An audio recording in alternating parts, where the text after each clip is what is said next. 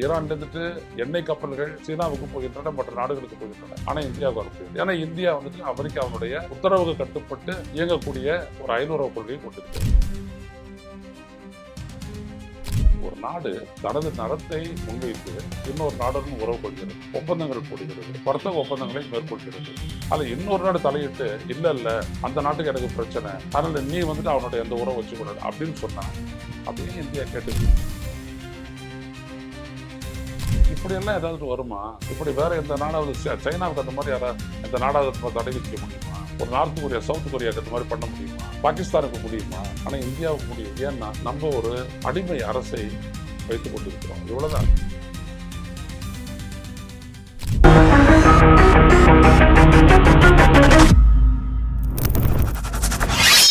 வணக்கம் தோழர்களே.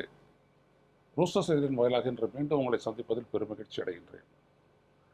இந்தியாவினுடைய அயலுறவு கொள்கை அமெரிக்காவின் வசதிக்கேற்ப அடிமைப்படுத்தப்பட்டு கிடைக்கிறது என்பதனை பலமுறை நாம் எடுத்து கூறியுள்ளோம். அமெரிக்கா என்ன நினைக்கின்றது, அமெரிக்காவினுடைய அயலுறவு கொள்கை என்ன, அதற்கு ஏற்றாற்போல் நமது நாடு வளைந்து கொடுக்க வேண்டிய ஒரு கட்டாயத்திற்கு உட்படுத்தி இருக்கிறார் பிரதமர் மோடி. ஆனால் அவரை விஸ்வகுரு என்று சங்கிகளும் பாரதிய ஜனதா கட்சியினரும் போற்றிக் கொண்டிருக்கிறார்கள். அது வேறு விடயம். இப்படிப்பட்ட ஒரு நிலைப்பாட்டில் இந்தியாவிற்கு ஒரு பேரிடியாக வந்திருப்பது தான் ஈரானில் உள்ள சபஹார் துறைமுகம்.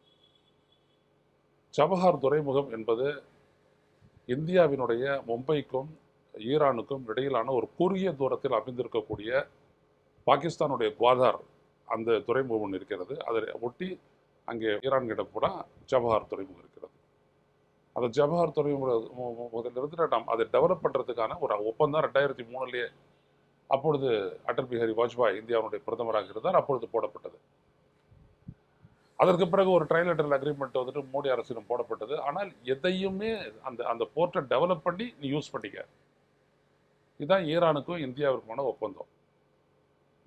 எவ்வளோ தூரம் டெவலப் பண்ண முடியுமோ நல்லா டெவலப் பண்ணிக்க, அதை யூஸ் பண்ணிக்க. ஸோ கடல் வர்த்தகத்திற்கும் கச்சா எண்ணெய் கொண்டு வருவதற்கும் ஈரானில் இருந்து சமையல் எரிவளி இயற்கை எரிவளியை கொண்டு வருவதற்கும் இந்தியாவை கொண்டு வருவதற்கும், ஏன்னா அங்கே தான் 12% கேஸ் ரிசர்வ்ஸ் இருக்குது, ஆயில் ரிசர்வ்ஸ் இருக்குது ஈரானில், கொண்டு வருவதற்குமாக மிக சாதகமான மிக அருகாமையில் உள்ள ஒரு துறைமுகம் அது.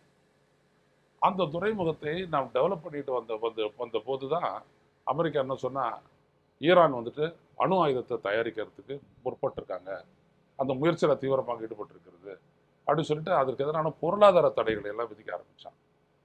அந்த பொருளாதார தடையில் ஒன்று என்ன அப்படின்னோம்னா, ஈரானோடு எந்த நாடு எந்த விதமான வர்த்தக தொழில் முதலீட்டு ஒப்பந்தங்களை செய்து கொள்ளக்கூடாது அப்படின்ட்டு ஒரு இது.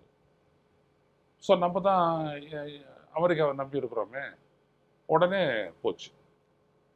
அந்த போர்ட்டை டெவலப் பண்ணுறதுக்கு இது வரைக்கும் $600 மில்லியன் இந்தியா செலவு பண்ணியிருக்குது. இன்னும் நிறைய செலவு பண்ண வேண்டியது இருக்குது. ஆனால் அதுக்குள்ள அந்த ஈரான் அந்த போர்ட்டை வந்துட்டு டெவலப் பண்ணுறதுக்கான அந்த பொருளாதார தடையை ஒரு குறுகிய காலத்திற்கு அமெரிக்கா விலக்கி வைத்திருந்தது, நமக்கு ஒரு விலக்கை கொடுத்திருந்தது. அந்த விலக்கு கடந்த 25ஆம் தேதி ஏப்ரல் 25ஆம் தேதியுடன் முடித்து விட்டது. அதை மேலே நாங்கள் எக்ஸ்டெண்ட் பண்ண முடியாது அப்படின்னு சொல்லிட்டு அமெரிக்கா தரப்பு சொல்லிடுச்சு. இப்போ என்ன வழி அப்படின்னோம்னா, அதை விட்டு இந்தியா வெளியேற வேண்டும். ரெண்டில் ஒன்று தான். ஒன்று, அமெரிக்காவை வந்துட்டு உதாசீனப்படுத்தி விட்டு அதை தொடர வேண்டும். அப்படி தொடர்ந்தால் என்ன விதமான விளைவுலாம் ஏற்படும் அப்படின்றதெல்லாம் தெரியும். அங்கே மோடியினுடைய நண்பர் அதானிக்கு எதிரான அந்த வழக்கு உடனே வேகப்படுக்கும், அமெரிக்காவில் வேகப்படுக்கும். அதுக்கப்புறம் இன்னும் அந்த இதெல்லாம் ஃபைல்ஸ் எல்லாம் வேறு இருக்குது. அது இல்லாத இவிஎம் நடக்கிற மோசடி எல்லாம் வந்துட்டு ட்ரம்ப்புக்கு தெரியும். இதெல்லாம் வெளியில் வந்துச்சுன்னா என்ன ஆவார் மோடி? ஸோ உடனே இது விட்டு கொடுக்கக்கூடிய ஒரு அபாயகரமான ஒரு அவமானகரமான ஒரு நிலைக்கு இந்தியா தள்ளப்பட்டிருக்கிறது.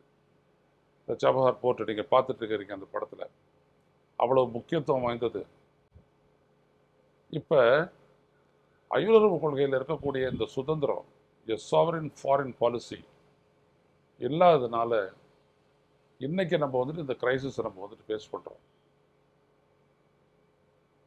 ஈரான்லேருந்துட்டு எண்ணெய் கப்பல்கள் சீனாவுக்கு போகின்றன, மற்ற நாடுகளுக்கு போகின்றன. ஆனால் இந்தியாவுக்கு வர முடியாது. ஏன்னா இந்தியா வந்துட்டு அமெரிக்காவினுடைய உத்தரவுக்கு கட்டுப்பட்டு இயங்கக்கூடிய ஒரு அயலுறவு கொள்கையை கொண்டிருக்கிறது. நல்லா கவனிங்க. ஏற்கனவே இந்த இந்தியாவிற்கும் அமெரிக்காவிற்கும் இடையிலான அந்த கூட்டாண்மை ஒப்பந்தம் 2005 கையெழுத்தானது, ஜூனியர் புஷ்ஷுக்கும் இங்கே நடுவில் இங்கேயும். அப்போ வந்துட்டு பார்த்தீங்கன்னா, அப்போ காங்கிரஸில் வந்துட்டு மன்மோகன் சிங் இருந்தார். மன்மோகன் சிங்கும் அமெரிக்காவினுடைய அதிபராக இருந்தவர் 2005 அப்போ இருந்தவர் புஷ், அவர் ஜூனியர் புஷ், அவர் அந்த காலகட்டத்தில் ஏற்பட்டுச்சு. அந்த ஒப்பந்தத்தின்படி என்ன அப்படின்னம்னா, தெற்காசிய பகுதியில் மண்டலத்தில் இந்தியாவினுடைய இன்ட்ரெஸ்ட்டை வந்துட்டு அமெரிக்கா மதிக்கும். உலகத்தின் மற்ற நாடுகளில் இருக்கக்கூடிய மற்ற நாடுகள் தொடர்பாக அமெரிக்கா வகுத்திருக்கக்கூடிய அயலுறவு கொள்கைக்கு இந்தியா ஆதரவு கொடுக்கணும். இதுதான், இது முடிஞ்சு போச்சு. இந்த சூழலில் தான் என்ன ஒரு பெரிய கேஷுவாலிட்டி என்னன்னா, ஈரான் வந்துட்டு நேச்சுரல் கேஸ் கொண்டு வர்றதுக்கான ஒரு திட்டம். நான் ஏற்கனவே கூட பேசியிருக்கேன், மறுபடியும் பேசுகிறேன். $7 பில்லியன் $700 கோடி செலவில் கொண்டு வர்றதுக்கான வருது. அப்படி ஒன்று நீங்கள் ஈரான்லேருந்து கொண்டு வரதா இருந்ததுன்னா அதற்கான பாதுகாப்பை நாங்கள் ஒரு உத்தரவாதமாக வழங்குறோம்னு பாகிஸ்தானும் சொன்னான். ஏன்னா ஈரானை தாண்டி ஆப்கானிஸ்தான் வரணும், ஆப்கானிஸ்தான் வந்து சைனா, இது பாகிஸ்தான் வந்து இந்தியாவுக்குள்ளே வரணும். ஆனால் இந்தியா அதை சூஸ் பண்ணலை. இந்தியா வந்துட்டு என்னென்னா, அப்படி வெளிப்பகுதியில் ஆப்கானிஸ்தானையும் தொடாமல் அப்படியே ஈரான்லேருந்து மேலே அந்த அர்மீனிஸ்தான் இந்த மாதிரி அந்த நாடுகள் வழியாக வந்துட்டு காஷ்மீருக்குள்ளே கொண்டு வந்துட்டு இப்படி கொண்டு வரலாம் அப்படின்ற மாதிரி ஒரு திட்டம் போட்டாங்க. மிக சிறந்த திட்டம். நம்மளுக்கு வருடம் ஃபுல்லாக இயற்கை எரிவளி வந்துக்கிட்டே இருக்கும், எந்த பிரச்சனையும் இருக்காது, காஸ்ட்டும் கம்மி, அது டாலர்லையும் பே பண்ண வேண்டியதில்லை. இப்படியாப்பட்ட ஒரு திட்டத்தை அமெரிக்காவுடன் நட்புடன் இருந்த ஒரே காரணத்தினால், அமெரிக்கா ஏற்றுக்கொள்ளவில்லை என்கின்ற ஒரே காரணத்தினால் அதை இந்தியா கைவிட்டது. இப்பொழுது பார்த்தீங்கன்னா இந்த துறைமுகத்தை இந்தியா கைவிடப் போகிறது. அப்போ என்ன பண்ணுறது? இதுக்கு நடுவில் வந்துட்டு ஒரு ஈரானுடைய ஒரு நாட்டினுடைய ஒரு கப்பல் கட்டுமான நிறுவனம், அந்த நிறுவனத்துக்கு வந்துட்டு அந்த போர்ட்டினுடைய இன்வெஸ்ட்மெண்ட்டை அப்படியே மாற்றி விட்டுறதா இந்தியா முயற்சி பண்ணிட்டு இருக்குன்னு சொல்கிறாங்க. அது எவ்வளோ தூரம் நடக்குன்னு தெரில. ஆனால் அதை டெவலப் பண்ணி பயன்படுத்தணும் அப்படின்ற அந்த ஒரு கனவு இல்லாமலே போச்சு. இது எப்படி இது ஒரு அயலுறவு கொள்கையாகும்? இதுதான் நான் இங்கே வந்துட்டு கேட்கக்கூடிய கேள்வி.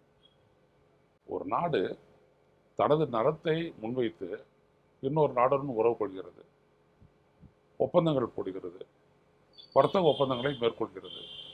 அதில் இன்னொரு நாடு தலையிட்டு இல்லை அந்த நாட்டுக்கு எனக்கு பிரச்சனை, அதனால் நீ வந்துட்டு அவனுடைய அந்த உறவை வச்சுக்கூடாது அப்படின்னு சொன்னால் அதையும் இந்தியா கேட்டுக்கணும். நல்லா சிந்திச்சு பாருங்க. ஏன் இந்தியா அமெரிக்காவினுடைய மேலாதிக்கத்தை ஒத்துக்கிறணும்? இது நேரு இருந்தபோது நடக்கலை, இந்திரா காந்தி இருந்தபோது நடக்கலை, இடையில லால் பகதூர் சாஸ்திரி இருந்தபோது நடக்கலை, அதற்கு பிறகு மொரார்ஜி தேசாய் இருந்தபோது நடக்கலை, அப்புறம் விபி சிங் இருந்தபோது நடக்கலை, ராகுல் காந்தி இருந்தபோது நடக்கலை, அப்புறம் நரசிம்மராவ் இருந்தபோது நடக்கலை, ஆனால் அதன் பிறகு வாஜ்பாய் இருந்தபோது நடக்கலை. அப்போதே அந்த சிக்கல் தொடங்கிடுச்சு. அப்போது இதில் வந்துட்டு இந்த நாட்டினுடைய நலன், இந்த நாட்டுடைய தேவை, இப்போ வந்துட்டு இப்போ இன்னும் கொஞ்சம் நாளில் வந்துட்டு அநேகமாக கட்டாயம் ஏற்ற மாட்டோம்லாம் சொல்கிறாங்க, ஏற்றுவாங்க கச்சா எண்ணெய் விலை. ஒரு ஒப்பந்தம் போட்டுக்க முடியல ஒரு நாடோட, ஏன்? அமெரிக்கா கோவப்படும். இப்படி ஒரு நாடு இருக்க முடியுமா உலகத்தில்? இப்படி யாராவது இருக்காங்களா? இந்தியா ஒரு வல்லரசுக்கு இணையான ஆயுத வல்லமையும் இராணுவ வல்லமையும் தொழில் வல்லமையும் கொண்டிருக்கக்கூடிய ஒரு நாடு, மறுப்பதற்கு இல்லை. ஆனால் ஒரு அமெரிக்காவோட கட்டுப்பட்டு எப்படி நம்ம இயங்க வேண்டிய அவசியம் கட்டாயம் என்ன? அமெரிக்காவை சார்ந்து நம்ம வாழறோம்னா நம்மளை சார்ந்து அமெரிக்காவும் தான் வாழுது. ஒன்றும் நம்ம இங்கேருந்து எக்ஸ்போர்ட் பண்ணுற பொருட்களுக்கெல்லாம் ஒன்றும் அமெரிக்கா 3 மடங்கு விலை தரல, அதுவும் ஒரு காம்படிட்டிவ் ரேட்டில் தான் நம்ம கொடுக்குறோம். ஆனாலும் என்ன நிலைமைன்றதை பாருங்க. ஒரு அயலுறவு கொள்கையில் ஒரு சுதந்திரம் இல்லாத ஒரு காரணத்தினால் நாம் விட்டு தந்து விட்டு வெளியேற வேண்டும் என்றால் அமெரிக்காவுக்காக இந்தியா வாழ முடியுமா? இதுதான் முக்கியமான கேள்வி, நம்ம பதில் தர வேண்டிய ஒரு கேள்வி. அமெரிக்கா வேணாம்னா நம்ம எல்லாத்தையும் விட்டுறணும். அமெரிக்கா நாளைக்கு ஸ்ரீலங்காக்கு எதுவும் பண்ணாதானே பேசாத இருந்துடணும். இப்படியெல்லாம் ஏதாவது வருமா? இப்படி வேற எந்த நாடாவது, சைனாவுக்கு அந்த மாதிரி இந்த நாடாளுமன்ற தடை விதிக்க முடியுமா? ஒரு நார்த் கொரியா சவுத் கொரியாவுக்கு இந்த மாதிரி பண்ண முடியுமா? பாகிஸ்தானுக்கு முடியுமா? ஆனால் இந்தியாவுக்கு முடியும். ஏன்னா நம்ம ஒரு அடிமை அரசை வைத்துக் கொண்டிருக்கிறோம். இவ்வளவுதான். இது ஒரு வழியே இல்லை. இதுதான் சொல்லி ஆகணும். எப்படிப்பட்ட ஒரு நிர்கதியான ஒரு நிலை பாருங்க. இப்போ ஏதாவது ஒரு ஒப்பந்தம் போடணும், ரஷ்யாவிடமிருந்து எண்ணெய் வாங்குறதுக்கான ஒரு ஒப்புதலை கொடுத்தது. ஒப்புதலை யார்? அமெரிக்கா கொடுக்குறாங்க. நம்ம யாருக்கிட்ட எண்ணெய் வாங்கணும்ட்டு, கச்சா எண்ணெய் வாங்கணும்ட்டு. அது வந்துட்டு ஒரு கட்டத்துக்கு அப்புறம் இதுக்கு மேல அந்த அப்ரூவல் கிடையாது அப்படின்னு இந்தியா நிறுத்திருச்சு. இதை விட ஒரு பெரிய அடிமை நிலை இருக்க முடியுமான்னு நான் கேட்குறேன். நாளைக்கு இதே மாதிரி எல்லாருக்கிட்டையுமே அவங்க சொல்லுவாங்க, சீனாவோடு ஜப்பானோடு ஒரு இருதரப்பு ஒப்பந்தம்னா இல்லை இல்லை அது ஏற்றுக்கொள்ள முடியாது அப்படின்னு சொல்றாங்கன்னா ஏற்றுக்கொள்ள முடியாது. அவ்வளவுதானே? அப்ப இந்த நாடு என்னது?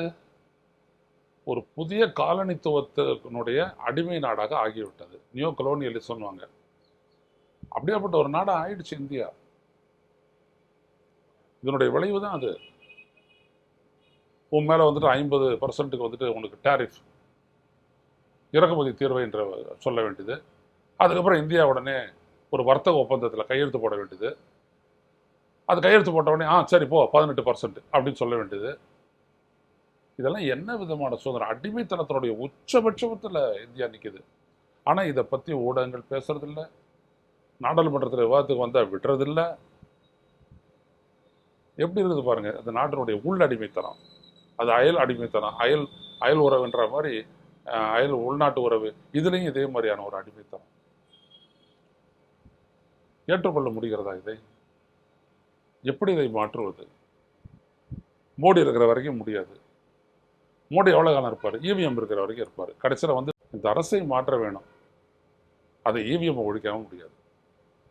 ஒழிச்சிட்டோம் அப்படின்னோம்னா எல்லாத்தையுமே மாற்றிடலாம். முதல்ல நம்ம நாட்டின் மீதான அடிமை தலையை நாம் உடைத்து எறியலாம். ஆக சூத்திரமாக எதிர்க்கிறது இவிஎம். கருத்தில் கொள்ளுங்கள். இப்போ கூட தமிழ்நாட்டு தேர்தல் முடிச்சு எடுத்து போட்டு வச்சிருக்கிறாங்க மிஷின் எல்லாம். என்ன நடக்க போகுதுன்றதெல்லாம் தெரியாது யாருக்குமே.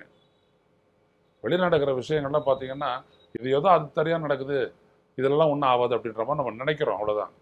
ஆனால் என்ன ஆக போகுது அப்படின்றத பொறுத்திருந்து தான் பார்க்கணும். எனவே மக்களே, நாம் விழிப்புணர்வு பெற வேண்டிய ஒரு முக்கிய காலகட்டத்தில் நிற்கின்றோம். மீண்டும் சந்திப்போம். நன்றி, வணக்கம்.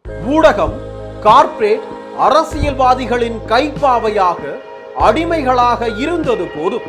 இனி சாட்டை எடுத்து சுழற்றும் நேரம் வந்துவிட்டது. ஊடகம் பொதுமக்களாகிய உங்களுக்காக, உங்களாலேயே இயக்கப்பட வேண்டும். ஊடக சுதந்திரத்திற்காக உங்களின் பங்களிப்பை இன்றே அளித்திடுங்கள்.